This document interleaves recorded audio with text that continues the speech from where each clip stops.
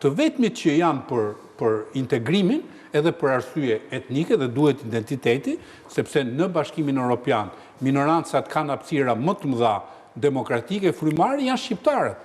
Pra janë shqiptarët të vetëm dhe kjo i vë në një kompleks të jashtëzakonshëm Maqedonën dhe në mënyrë veçantë konservatorët e Maqedonisë, sepse të majtët për fatkeq janë të keq votuar maqedonasit e majt, socialdemokratët pra, por këto e kanë kompleks të brendshëm. Edhe këto, edhe duke shfrytzuar procedura që zoti Tatori i përmendi, e kanë heqin kompleksin e tyre. Nuk është se, domethënë, ne jemi shumicë dhe nuk kemi identitet kombëtar.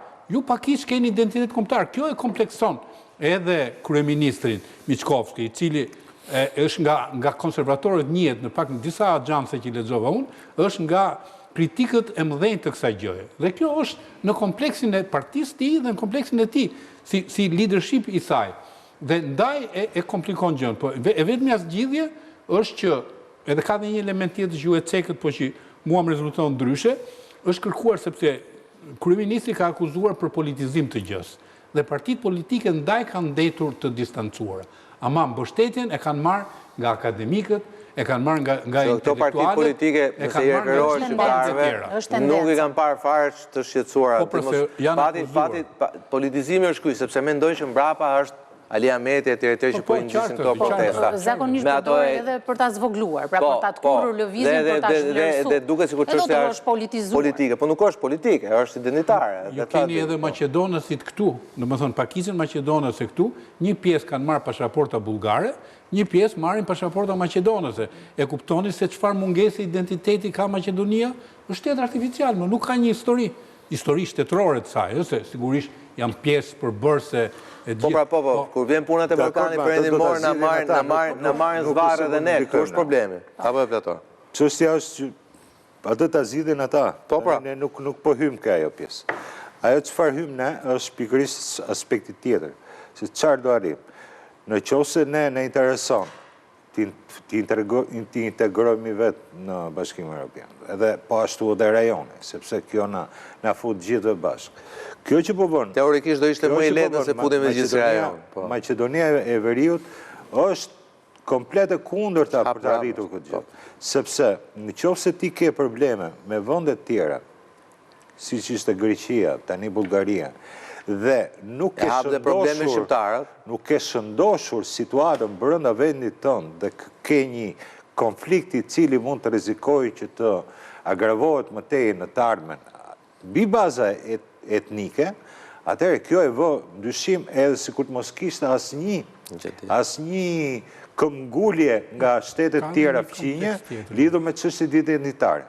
Pra, që këtu është një element i cili e bën nul gjithë rrugtimin. Ne na intereson për faktin sepse kemi të bëjmë me popullsi që është shqiptare dhe që janë vëllezërit tanë dhe duhet jemi të vëmendshëm. Përveç faktit që kemi luajtur gjithmonë një rol për të ruajtur stabilitetin. Kosova ka interpretime të ndryshme. Prishtina ka ndjek qasje tjetër me flasim për Tiranën zyrtare. Po s'është pak dhe ajo. Tiranën zyrtare. Mos haro nga pikpamja historike, edhe në kohën thuhet që në kohën e Perandorisë Osmane ka qenë një vilajeti përbashkët temi Shkupi dhe Prishtina, pra janë duhetur dhe me element shiko, ne kemi hyrë shtetet sekullore. Ka një peshë shekulli, ka një rëndesë e cila padyshim që t'jep një lloj peshe tjetër. Por unë jo më kote thash këtë gjë më përpara. Edhe fakti që të luhet me procedura, se kjo gjuhë që përdor dhe kryeministri i Maqedonisë Veriut, është pikërisht ta fusi në ullinë e procedurave. Dhe i bie domethënë që t'ia lëm gjykatës kushtetuese e tjerë. Po për çështje që kanë bëj me shtet formim, pra me dy identitet. Prandaj u arrit marrëveshja e orë që ka përcende kushtetuese, kërkonte ndryshimin e saj. Duke bazuar ke interpretimi një ligji apo një gjë tjetër. Këtu, nëse është dëshira për të ecur përpara i vë, për të konsoliduar dhe për të shëndoshur edhe bashkëpunimin midis të dy etnive, sepse kështu do të prosperojë ai vë. Po nuk u shëndosh. atër është e nevojshme ngritja e mekanizmave të tjerë dhe jo vetëm mbi bazën e ligjeve. Kjo që ti the ngrihet një pikpyetje e madhe, a ka vullnet që këto dy temi komunitete, temi etnike quajtur që duhesh të jetojnë bashkë, sepse kjo është pikpyetje e madhe. Pra ti shikon, qeverisin bashkë. Po, qeverisin bashkë. Kriz qeveritare nuk ka. Nuk ka asë një sinjal që ka e kriz qeveritare. Nuk ka asë një ministër që të ngajtë të pritjeri se kohë, apo zëmës kërë ministër. Apo, ku di unë, edhe për shumë të kësha pritur që Zoti Mexhiti, si kryetari i Bashkisë Çajirit, ishte zëmës kërë ministër, një nga figurat për mua, më të respektuara të këtij grupimi të ri politik, kishte ngritur të thonë diçka, pasi ju e patë edhe nga protesta në Ur, po ta shikoni protestën në Ur, ndoshta regjia na ndihmon. Jo më kot protesta ndalon të kura. Pse? Sepse prapa kurizit të protestuesve është Çajiri, pra është shkupi shqiptar. Le ta quajmë shkupi shqiptar. Shkupi shqiptar. Dakor, s'ka rëndësi, po është aty qeveriset nga shqiptarët, aty votojnë shumica janë shqiptarët, dhe protesta e tyre është foto shumë e bukur, është foto simbolike. Ajo mbras teje është akoma më e bukur. Po pra ajo, për atë foto po të flas, aty ku shikohu ka ndaluar protesta. Po kjo s'do të thotë, mesazhi duhet sigurisht Ergysio, kjo protesta mund të kalojë edhe nga krau tjetër. Kemi marrë në kufi. Gati na keni, jemi aty dhe jemi gati apo ta kalojmë. Pra frika që ka mundë është ky lloj tensioni ku politikanët mbajnë tash me dashje ose pa dashje duart e kryqëzuara.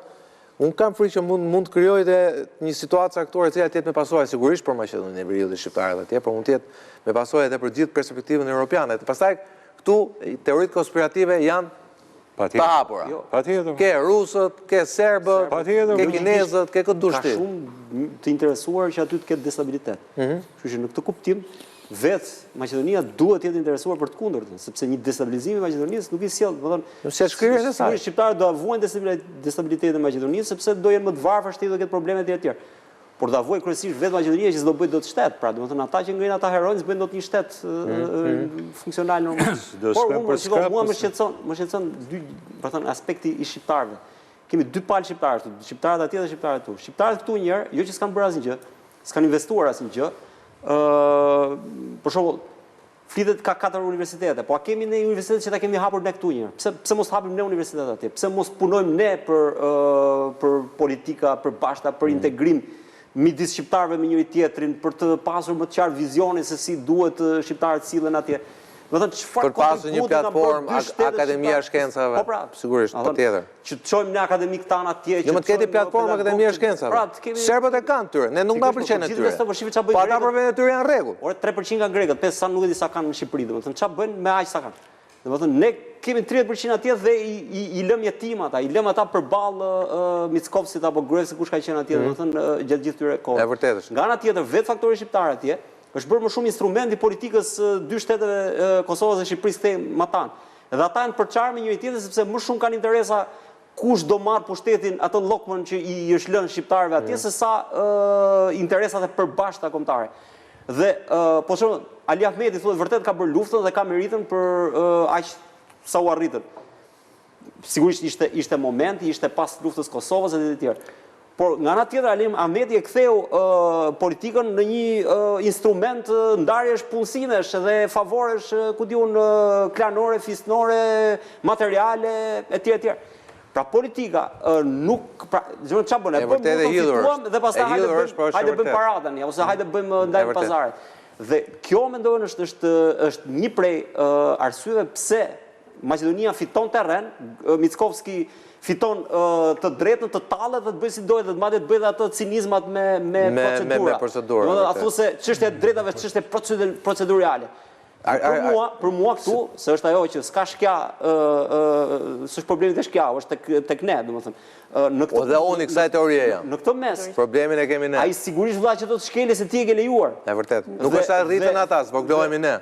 Nuk duhet ta shikojnë në termat e destabilizimit apo destabilitetit, duhet ta shikojnë më shumë në planin e asaj që një nga autorët kryesorë të nacionalizmit Kastel thotë është autoritetet ose ndryshe fuqitë qëndrestare janë ato që shndrohen pastaj në autoritetet dhe fuqi legjitimuese.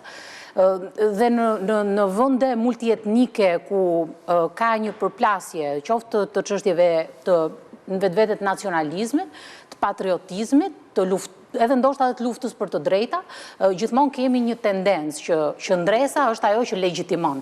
Dhe nuk dua ta shikojnë në planin që kjo lëvizje mund të çojë në destabilitet, dua ta shikojnë më shumë qëndresa do të çojë në legjitimim, ose arritjet e të drejtave për cilën ata po mendoj që ka edhe një mënyrë të tillë për ta arritur të drejtat. Kjo është mënyra se si në vende multietnike arrihet legjitimimi, nuk mund të ndodhë ndryshe dhe në shumë vende të botës, aty ku shtetet kanë etni apo pakica kombëtare me një përqindje të konsiderueshme, duhet të kenë rol më aktiv se sa çka vendi janë. Për shembull në Maqedoni apo vende të tjera ku ne kemi pakica mbi 20 apo 30% të ajo roli që kemi mbajtur ne si shtet është më shumë rol diplomatik apo të reagueshmërisë diplomatike, ajo ka ndodhur praktikisht. Pra janë unionet e gazetarëve, janë Universiteti i Tiranës, është ministri i punëve të jashtme, etj që kanë bërë reagimet e tyre diplomatike, po a mjafton kjo?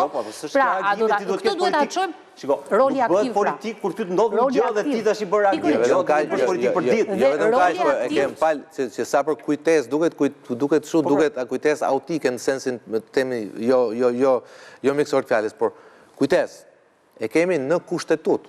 Që ne duhet mbrojmë shqiptarët që jetojnë jashtë territorit.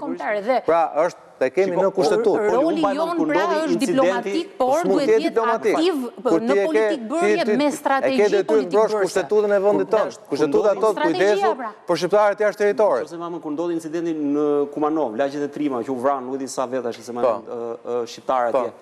Më shumë reagoi Greqia më të mbrojtë shqiptarët se sa Shqipëria. Është të tmerrshme. E vërtetë. Do të ai moment Maqedonisë në atë kohë, direkt kanë ardhur këtu. Po ka një element që nuk duhet ta harrojmë. Ne po flasim për kryeministrin e Maqedonës. Ai është në një kompleks të jashtëzakonshëm. Nëse referohemi integrimit, i kanë bërë bllokat në Parlamentin Evropian bullgarët. Dhe çfarë kërkon Bullgaria nga Maqedonia? Kërkon futjen e pakicës që është ku e ku me nuk e një përqindje fare modeste, në pakicë kushtetuese si shqiptarët.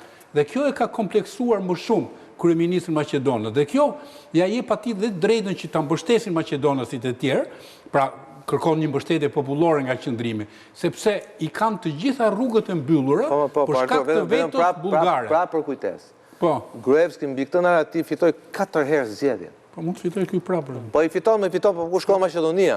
Sepse un kam qenë në samitin e Bukureshtit, kur atëherë zëdhënësi i Ministrisë së Jashtme greke i lutej palës maqedonase që hajde diskutojmë një nga variantet e emrit që duhet merren dhe ata u çuan dhe ikën me vrap dhe e lanë aty. Shkoi Gruevski, fitoi zgjedhjet mbi 54-57%. Problemi është ç'a ndodhi më pas. E pam, e tha, e përshkroi Ergysi. E tham dhe ne ç'siu Katandis Shkupi në një skenë groteske të një historie që nuk ekzistonte. Dhe në fund iku natën. Në fund fare iku pastaj në çef në bagazh makinë. Mos maftuar kjo shpërbërjes, ëh. Ka dhe teori të tilla shpërbërjes. Po, shpërbërja me Maqedonisë pasoi për integrimin e gjithë Ballkanit perëndimor, dhe mos ta harrojmë. Dhe jo vetëm për integrimin. Edhe në plan të stabilitetit të Ballkanit. Patjetër pra, për stabilitetin, po për stabilitet, ne mezi po e forcojmë të stabilitetin. Nuk se ajo na kërkohet. Ironia Kolosh mbas këtij projekti 2000, që gjithë pompoziteti i morën emrin, do thënë as emrin nuk ruhet dot. Dhe i dhanë një emër kot tjetër, një emër të sajum nga që nuk ekziston përveç nga as nga mipame gjeografike. Problemi që nuk kuptoj se këta përdorin militantizmin për se kjo vjen nga korrupsioni i politikës, korruptimi i politikës në Shkup, në Shqipëri, kudo. Pra, politika maqedone është e korruptuar dhe si e korruptuar që është përdor sentimente nacionaliste, i ushqen, i fryn me qëllim që të mbajë pushtetin. Mirë, por kjo e shkatron, pra kjo e dëmton Maqedoninë, sepse Maqedonia ka kusht thelbësor mirëkuptimi midis